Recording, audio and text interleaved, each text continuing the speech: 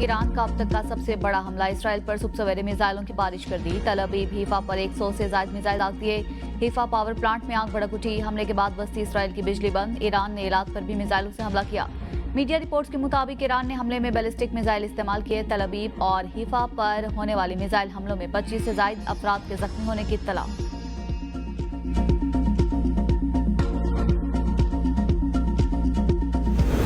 Israel के Iran पर हमलों में पासादाराने इनकलाब के आला अफसरान शहीद हो गए। ईरानी पासादाराने इनकलाब के मुताबिक intelligence chief general Mohammad Qasemi और उनके नायब जनरल हसन मोहक्किक शोहदा में शामिल। ईरानी हुकाम की हमलों की शदीद मजम्मत। ईरान की सलामती और खुद मुख्तारी पर हमला करार।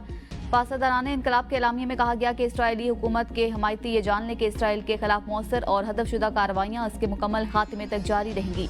ईरानी मीडिया के मुताबिक ईरानी सूबे कुम में फरूद जौहरी तंसीब के नजदीक 2.5 शिद्दत के जलजले के झटके महसूस किए गए। कुम में फरोद की जेर जमीन जौहरी तंसीब पर इसराइल ने फजाई हमला किया है।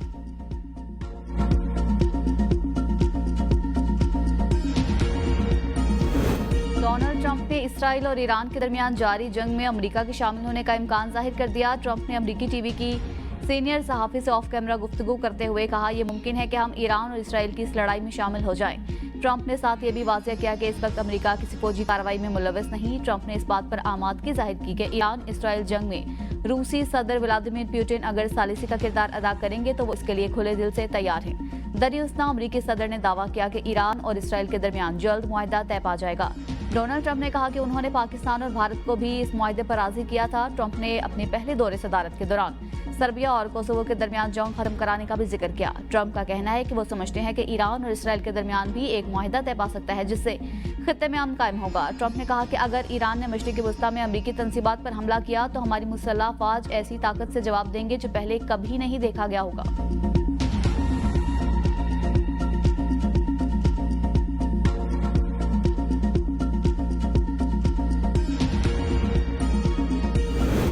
महंगाई के सताए अवाम के लिए बुरी खबर। पेट्रोल की कीमत में बड़ा इजाफा। वजारत खजाना की जानिब से जारी करदा नोटिफिकेशन के मुताबिक पेट्रोल की कीमत में 4 रुपये 80 पैसे, हाई स्पीड डीजल की कीमत में 7 रुपये 95 पैसे का इजाफा। कीमतों में इजाफे के बाद पेट्रोल की नई कीमत 258 रुपये 43 पैसे, हाई स्पीड डीजल की नई कीमत 262 रुपये 59 पैसे हो गई। वज़ीर दिफा ख्वाजा आसिफ कहते हैं कि दुनिया को इसराइल की जौहरी ताकत से मुतल्लिक मोहतात और खौफजदा होना चाहिए। इसराइल वाहिद मुल्क है जो किसी आलमी जौहरी नज़्म ज़ब्त का पाबंद नहीं। इसराइल ने ना तो NPTC पर दस्तखत किए और ना ही किसी दीगर आलमी जौहरी मुआहदे को तस्लीम किया है। ख्वाजा आसिफ ने मजीद कहा कि मगरबी दुनिया को इसराइल की जानिब से पैदा किए गए तनाज़ात और खित्ते में अदम इस्तेहकाम पर संजीदगी से गौर करना चाहिए। ख्वाजा आसिफ ने बावर कराया कि पाकिस्तान आलमी जौहरी असूलों का पाबंद है और इसकी जौहरी सलाहियत सिर्फ दिफाई मकासद के लिए है। ख्वाजा आसिफ का कहना था कि पाकिस्तान ने हमेशा जिम्मेदार जौहरी रियासत का किरदार अदा किया है, जबकि इसराइल का तर्ज अमल आलमी अमन के लिए खतरा बन चुका है।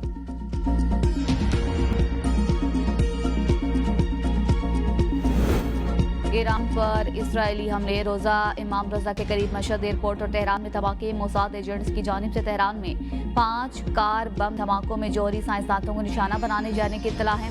शहीद होने वाले साइंसदानों की तादाद 14 हो गई। तेहरान में एक रहायशी इमारत पर हमले में 5 शहरी शहीद, 14 की मजमूई तादाद 133 हो गई। मारूफ ईरानी फनकारा मंसूर अली खानी भी इसराइली फजाई हमलों में जाम महक हो गई। तेहरान में पाइपलाइन तबाह होने से सड़कें पानी से भर गई, ताहम शहर को साफ पानी की फराहमी मुतासर नहीं हुई। शिराज में ईरानी फौजी तंसीबात पर भी हमले किए गए।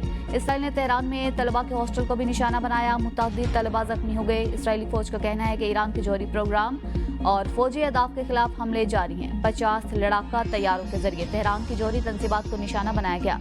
ईरान ने 44 ड्रोन्स मार गिराए। ईरानी पासादाराने इनकलाब ने मौजूदा हालात के बायस शहीद रहनुमाओं की तदफीन की रसूमात मनसूख कर दी। इसराइल ने मशहद एयरपोर्ट पर भी हमले करके ईरानी रिफ्यूलिंग तैयारे को निशाना बनाने का दावा कर दिया। ईरानी जराये के मुताबिक ड्रोन कार्रवाई मोसाद एजेंट्स के जरिए की गई। हमले में रनवे या एयरपोर्ट को कोई नुकसान नहीं पहुंचा।